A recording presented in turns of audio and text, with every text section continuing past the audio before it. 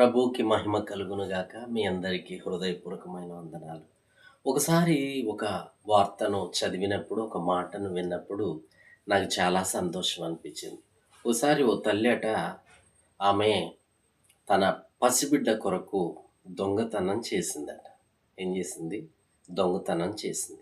అప్పుడు ఆ షాప్ అతను, "నా పాలు ప్యాకెట్ ఎందుకు దొంగతనం చేశావని" చెప్పి ఆమె మీద కేస్ పెట్టడం జరిగింది. కేస్ పెట్టడం జరిగితే ఆమె నువ్వు అడిగినప్పుడు జడ్జి ముందు ఆమె నిలబెట్టినప్పుడు ఆమె చెప్పిందట, "అయ్యా, నా పసిబిడ్డ కొరకు నేను పాల ప్యాకెట్ దొంగతనం చేశాను. పని చేసుకునే ఓపిక నాకు లేదు.